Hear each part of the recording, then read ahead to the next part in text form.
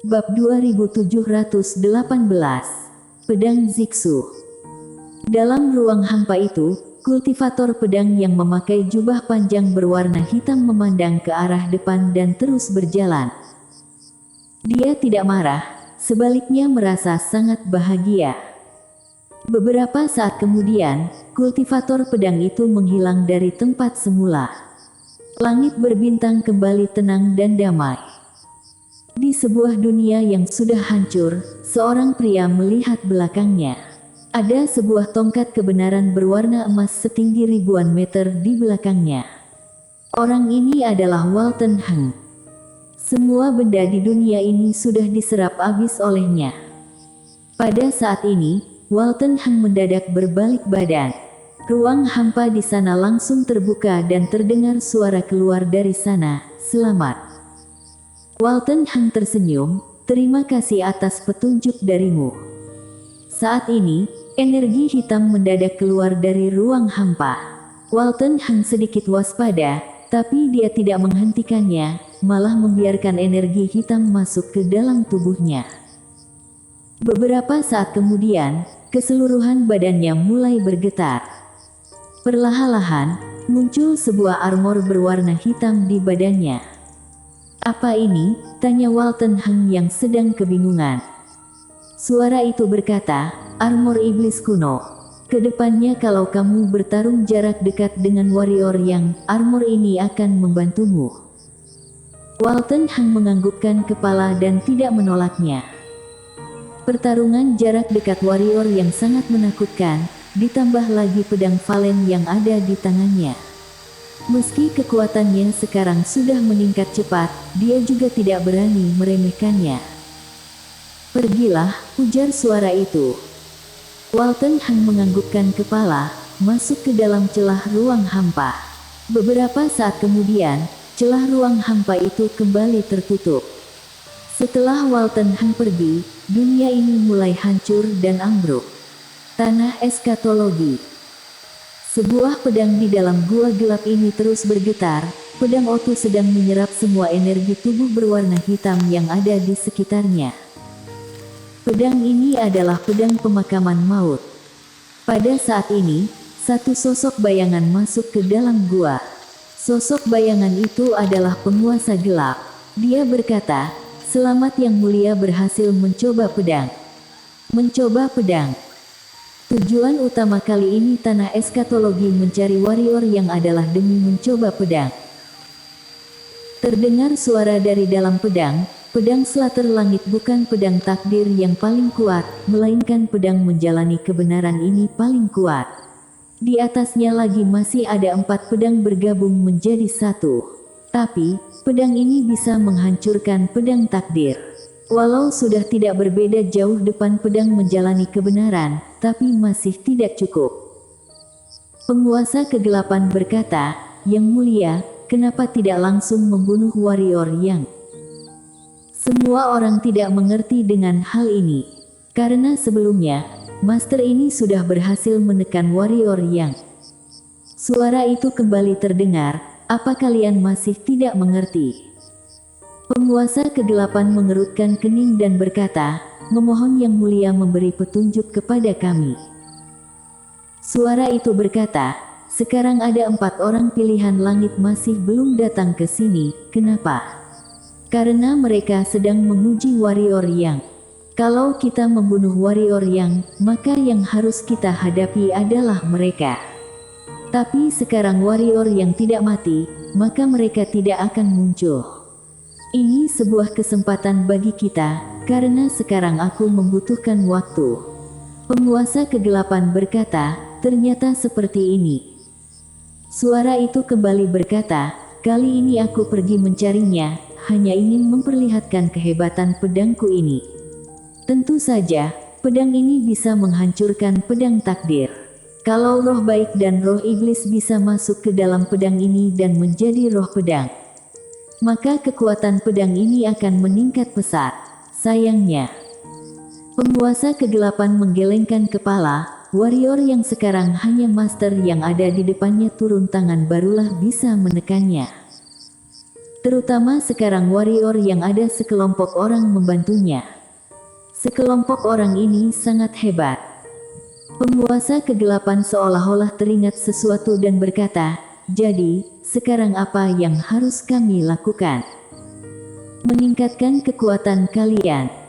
Suara itu berkata, "Panggil Samu masuk." Penguasa kegelapan menganggukkan kepala dan berbalik badan. Beberapa saat kemudian, Samu masuk ke dalam gua ini. Samu langsung mengerutkan kening karena tidak begitu suka dengan tempat ini. Suara itu berkata, "Apakah kamu tahu kenapa ilmu pisaumu tidak bisa meningkat lagi?" Samu menggelengkan kepala. Suara itu berkata, "Kamu memiliki keteguhan hati, juga memiliki talenta, tapi masih kurang satu hal." Samu memandang ke arah sumber suara. Suara itu kembali berkata, "Aku tahu kamu masih menyimpan kehebatanmu, sekarang tunjukkan padaku." Samu menggelengkan kepala, "Jurus ini hanya demi Valen. Hanya demi Valen." Suara itu mencibir, "Lucu sekali. Kamu saja tidak bisa mengalahkan warrior yang masih ingin membunuh Valen." Samu terdiam. Suara itu berkata, "Kamu kalah karena terlalu sering menyimpan kekuatan. Pada saat warrior yang bertarung denganmu pasti akan mengeluarkan seluruh kekuatannya. Setiap kali dia akan melawan batasnya. Oleh karena itu, dia selalu mengalami perkembangan, sedangkan kamu akan berhenti di titik yang sama." "Betul." Samu tetap diam saja. Suara itu kembali berkata, "Jika tidak mengeluarkan seluruh tenaga, mana mungkin bisa melampaui kekuatan sendiri?" Samu memandang ke arah kejauhan, "Siapa kamu sebenarnya?" Suara itu diam. Suasana di gua menjadi menegangkan. Samu lanjut berkata, "Tidak boleh mengatakan." Pada saat ini, sebuah energi hitam masuk ke dalam kening Samu. Kemudian, Samu langsung gemetar, Kamu adalah..." Beberapa detik kemudian, suasana di gua langsung hening. Kota Elysium.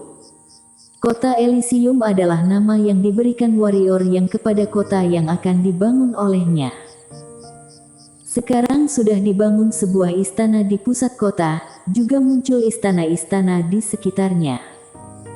Di istana, warrior yang dan lainnya duduk saling berhadapan. Di istana, sementara hanya adalah klan Reanimation, klan Tianwu dan klan Yang. Sisanya masih belum datang ke kota Elysium. Warrior yang melihat semua orang sekilas dan berkata, "Kalian pasti mengetahui kekuatan tanah eskatologi secara garis besar. Aku juga tidak perlu banyak menjelaskan. Masalah terbesar tanah eskatologi adalah tangan hitam itu. Selain itu, Kaisar Li, Dewa Pertama, Samu, Pendekar Pedang, dan satu orang berpakaian hitam misterius." Berkata sampai poin ini, dia diam sejenak. Karena dia sudah mengetahui siapa orang berpakaian hitam misterius ini. Orang ini adalah penguasa dunia kegelapan. Awalnya dia masih tidak percaya ketika orang misterius memberitahu kepadanya dari batu transmisi suara. Dalam benaknya, penguasa kegelapan selalu berada di pihak tengah dan pernah membantunya. Setelah menenangkan hati, warrior yang lanjut berkata, "Selain itu, masih ada Walton Heng dari tanah eskatologi. Orang ini sudah jarang muncul, tapi juga sangat berbahaya." Usai berkata, warrior yang tersenyum dan lanjut berkata, "Kondisi kita tidak terlalu baik, juga tidak terlalu buruk." Pada saat ini, tetua klan yang mendadak berkata, "Kita memiliki leluhur spiritual yang bisa mengumpulkan Master Wanji untuk datang membantu. Kalau mereka bisa datang membantu, peluang menang kita semakin besar." Warrior yang menganggukkan kepala, orang-orang ini termasuk hebat. Meski bertarung sendirian tidak akan bisa mengalahkan tanah eskatologi, tapi kalau bergabung maka hasil akan berbeda. Sama halnya kalau mereka memilih bergabung dengan tanah eksatologi, maka kondisi warrior yang akan berbahaya. Warrior yang diam sejenak, lalu memandang tetua klan Yang. Tetua pertama, hal ini aku serahkan padamu. Kamu beritahu kepada orang yang tidak ada pendirian itu, asalkan mereka bersedia menghadapi masa sulit ini bersama, kedepannya aku akan hidup bahagia dengan mereka.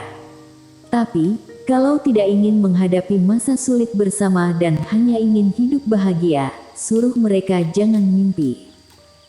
Tetua pertama menganggukkan kepala dan berbalik badan pergi. Warrior yang memandang Frido, Kak Frido, masalah Daus Chen aku serahkan padamu. Frido menganggukkan kepala, sekarang aku akan pergi ke sana. Usai berkata, dia juga berbalik badan dan pergi. Warrior yang membubarkan semua orang, hanya tersisa warrior yang seorang diri di istana. Warrior yang masuk ke pagoda Hongmeng. Di panggung kenaikan, Shiro melihat serpihan pedang Slater dengan muka sedih. Pedang Slaughter Langit sudah berbeda dari sebelumnya. Ini adalah pedang yang dia rawat, tapi malah hancur dalam satu serangan. Shiro sangat emosi. Shiro mengepal erat cakarnya, seolah-olah ingin berkelahi. Warrior yang mengelus kepala Shiro dan berkata, "Jangan marah, lagi pula kamu bisa memulihkannya, kan?" Shiro menganggukkan kepala, lalu mengayunkan cakarnya. Serpihan pedang Slater Langit langsung berkumpul menjadi satu. Beberapa saat kemudian, Shiro mendadak lari mencari Yana. Yana langsung pusing saat melihat Shiro. Yana berpikir sejenak dan berkata, "Shiro, sisiku sangat sedikit." Shiro menggelengkan kepala lalu mengayunkan cakar, menandakan dia bukan datang meminta sisik. Yana langsung merasa heran, "Jadi, kamu mau minta apa?" Shiro menunjuk sepasang tanduk Yana dengan ekspresi semangat. Yana langsung murung melihat kondisi ini, kalau bukan Shiro mungkin dia sudah langsung meninju. Akhirnya, Yana juga tak berdaya hanya bisa pergi mencari warrior yang. Dia memang memiliki hubungan yang erat dengan Shiro, tapi sepasang tanduk ini tidak boleh sembarangan diberikan pada Shiro. Warrior yang mencari Shiro, Shiro pun tersenyum, lalu menunjuk tanduk Yana, mengatakan tanduk itu sangat kuat, bisa menahan serangan pedang itu. Warrior yang tersenyum dan berkata, "Tanduk itu benda penting Yana.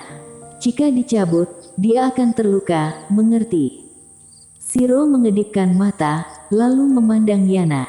Beberapa saat kemudian, dia mengayunkan cakarnya menandakan dia tidak mau. Yana adalah teman baiknya. Shiro pun meminta dua sisik Yana lalu berbalik badan pergi. Yana melihat Shiro yang sudah pergi jauh dan berkata, "Kak Warrior, tangan yang sebelumnya itu sangat hebat." Warrior yang menganggukkan kepalanya. Yana lanjut berkata, "Aku merasa sangat familiar, sepertinya mengenalinya." Warrior yang memandang Yana. Yana langsung memandang arah lain, tatapan matanya sangat bimbang. "Aku bisa merasakan banyak hal yang tidak diketahui dan semuanya sangat berbahaya dan kuat."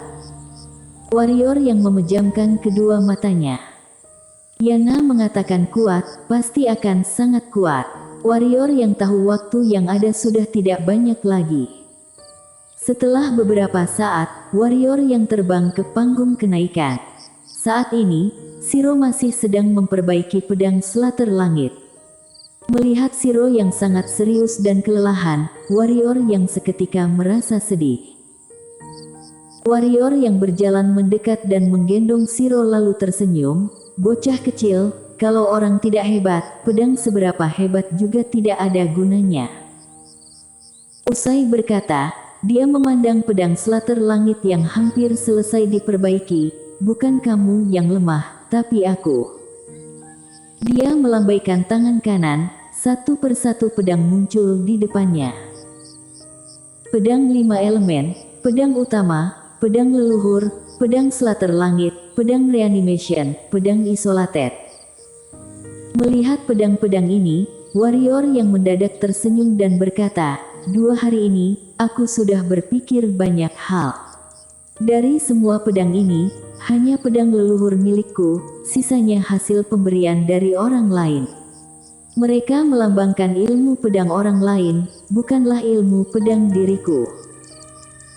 Usai berkata, dia menengadahkan kepala ke langit, pedang Slater langit hebat dalam membunuh, pedang reanimation hebat dalam pemurnian, pedang isolated hebat dalam ruang hampa, pedang utama melambangkan kesetiaan, pedang 5 elemen melambangkan kekuatan 5 elemen.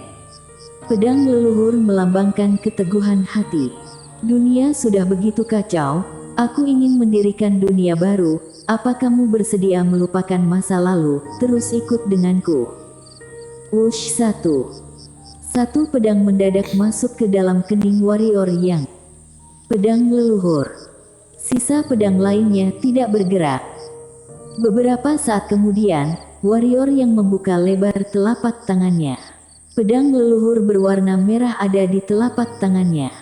Warrior yang tersenyum, kedepannya kamu bernama pedang Ziksu yang menjaga ketertiban dunia. Bersambung.